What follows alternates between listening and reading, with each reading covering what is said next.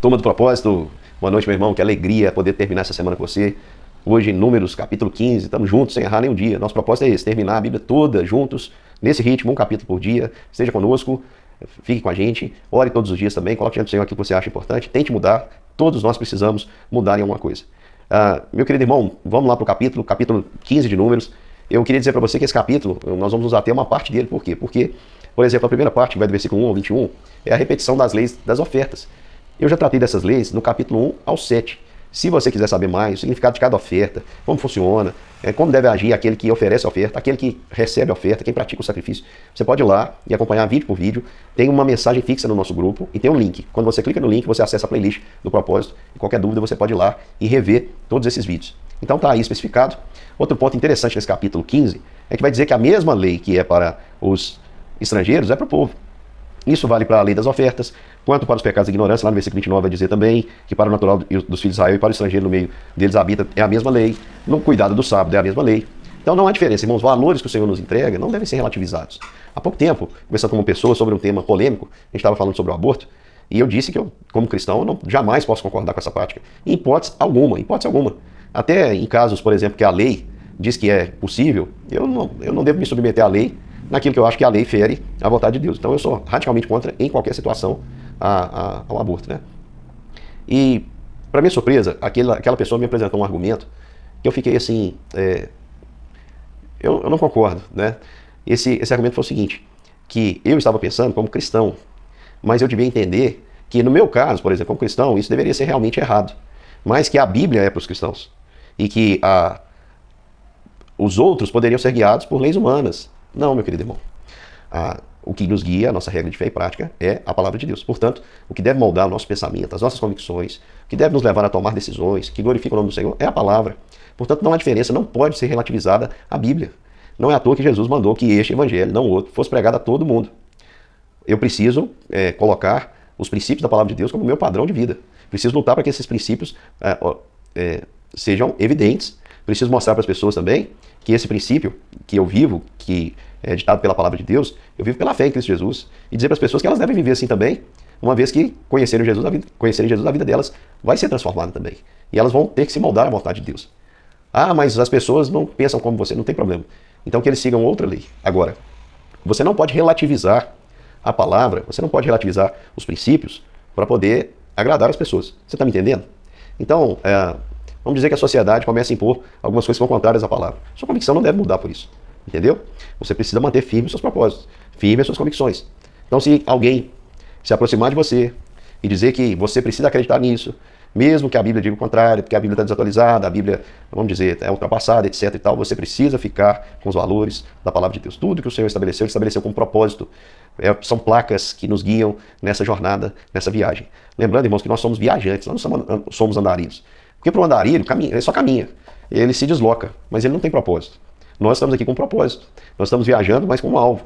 Nós sabemos para onde vamos, nós sabemos quem somos, a quem servimos e para onde vamos. Portanto, ainda que o mundo tenha outra lei, outros princípios, você deve seguir firme na sua lei, e no cumprir a vontade de Deus. E lembre-se o seguinte, que aquele que está perto de você e que se diz cristão, que se diz também alguém que serve ao Senhor, que é filho de Deus, que crê em Jesus Cristo, precisa ter a Bíblia como regra de fé e prática e nunca, jamais, estou sendo redundante, mas é de propósito, nunca jamais relativizá-la.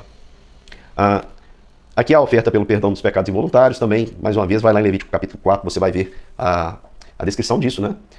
São pecados que nós cometemos involuntariamente, às vezes pecamos sem saber, estamos errando. Quantas vezes a gente, depois refletindo, chega à conclusão de que estamos errados e assim mudamos.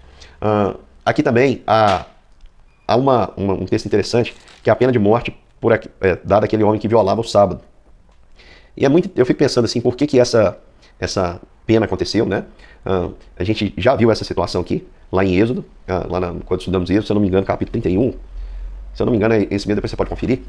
Mas nós vimos essa cena, um homem foi condenado à morte por violar o sábado. Vamos lembrar que o sábado não tem a ver com o dia de hoje, nós estamos vivendo aqui, o 7º dia da semana, no Brasil chama sábado, nos Estados Unidos chama Saturday. O Senhor disse que o homem deveria descansar um dia, e o nome do descanso é Sabá, esse dia que ele reservaria para o Senhor, seria o dia do Senhor.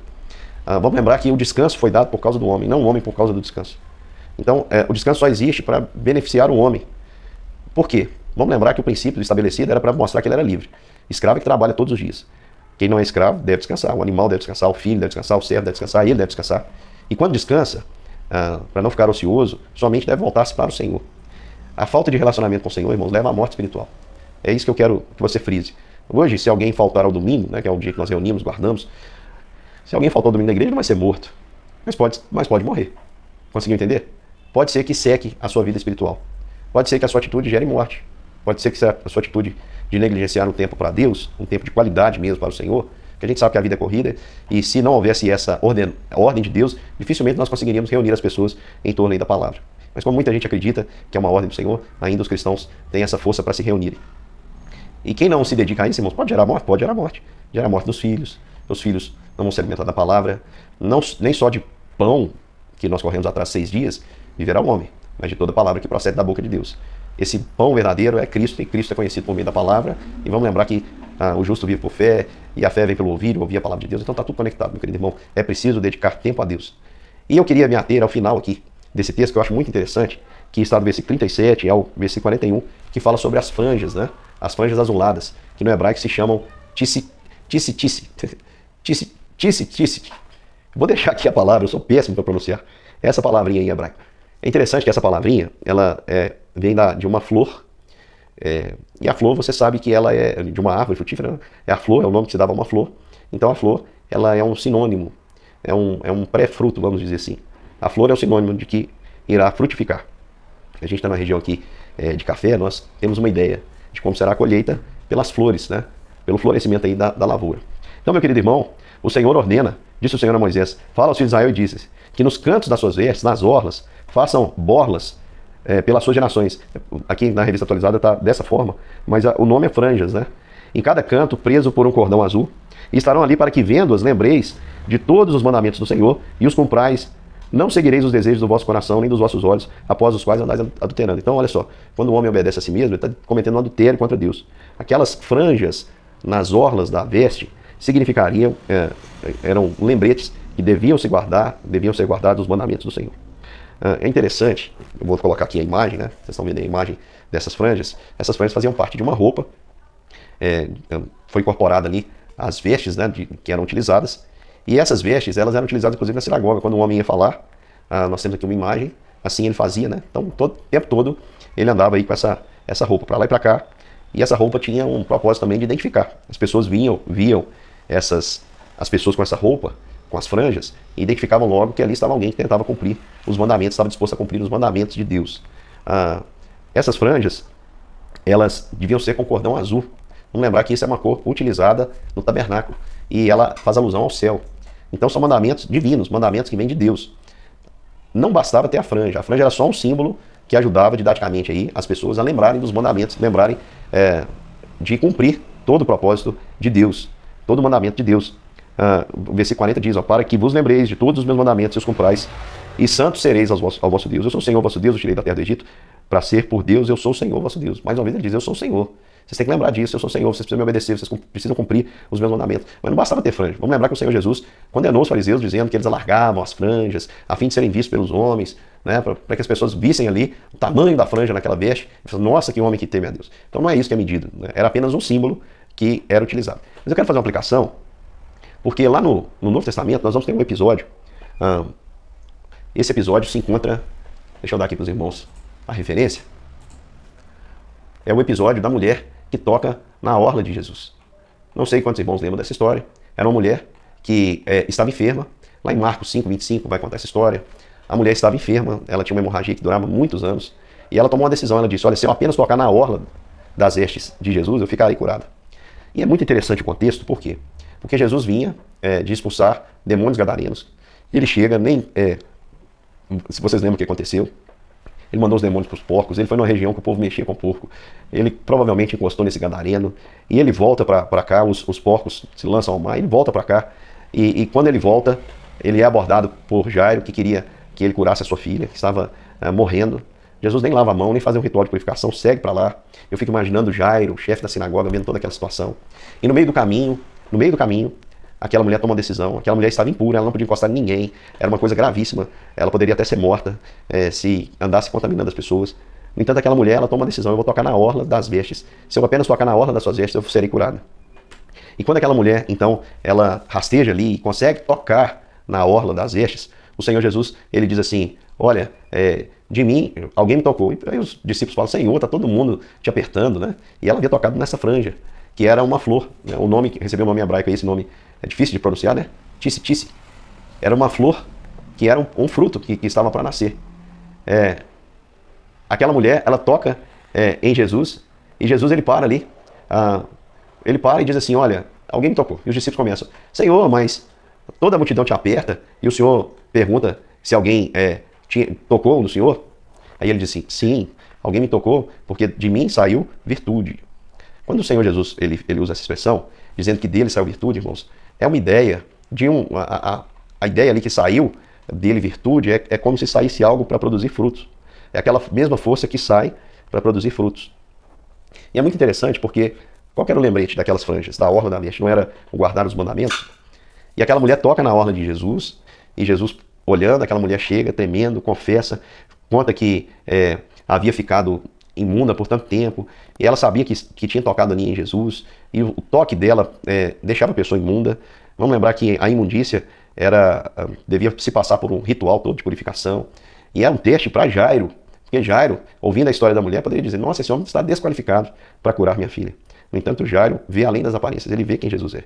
Ele vê que Jesus é aquele que é santo, tão santo, que o impuro toca nele e não o deixa impuro, mas o impuro fica limpo e curado. E aquela mulher toca na orla de Jesus, naquela flor, e o fruto nasce, sai dele virtude. Irmãos, para que nós guardamos o mandamento do Senhor? Nós guardamos o mandamento para produzir frutos, frutos que permaneçam e glorificam o nome do Senhor. E sabe qual é o sentido de guardarmos todos os mandamentos? É sermos bênçãos na vida do nosso próximo. Só tem sentido, irmãos, guardarmos os mandamentos do Senhor se isso afeta a nossa relação com o próximo, no sentido positivo, é claro. Se nós trazemos com isso conforto para o próximo, salvação, no sentido de comunicar a Ele Jesus Cristo através das nossas vidas, seja com palavras, seja com ações, a demonstração de amor, generosidade, misericórdia, perdão, justiça, enfim, esse é o significado. Não é à toa que Jesus diz que o resumo da lei é amar a Deus sobre todas as coisas e o próximo como a nós mesmos. Quando nós fazemos isso, irmãos, nós estamos cumprindo a vontade do Senhor. Hoje a gente não usa mais essas franjas, porque na verdade Jesus simplificou. Como eu falei, ele disse que o resumo de tudo é amar ao próximo, amar a Deus sobre todas as coisas e amar o próximo como a nós mesmos. E as pessoas verão essas franjas em nós, essa disposição em nós, né, as nossas boas obras, a Bíblia diz isso, e glorificarão o nosso Pai que está nos céus. Então, meu querido irmão, ali Jairo vê aquela cena, não desqualifica Jesus. Jesus, ele segue, mesmo as pessoas dizendo, não incomoda mesmo que sua filha morreu. Jesus segue, Jairo crê, sua filha que estava morta revive, e o Senhor Jesus faz completa toda aquela obra ali que pretendia. O nome do Senhor é glorificado. Então é por isso que aquela mulher, né, com uma grave hemorragia, tocou na orla da veste de Jesus e foi curada. Nós, irmãos, se usássemos essa roupa, seria apenas um símbolo. Porque quem de nós guarda todos os mandamentos? Se alguém tocasse na orla das nossas vestes, não seria curado. Mas a de Jesus foi. Por quê? Porque ali estava aquele que é perfeito. Aquele que cumpriu toda a lei do Senhor. E tem toda a autoridade dada por Deus, no céu e na terra. Meu querido irmão, falei muito, mas expliquei aqui todo o texto. Um grande beijo. Vamos começar amanhã uma semana, número 16. A semana de primeira começa amanhã. Não perca. Um grande beijo e até mais.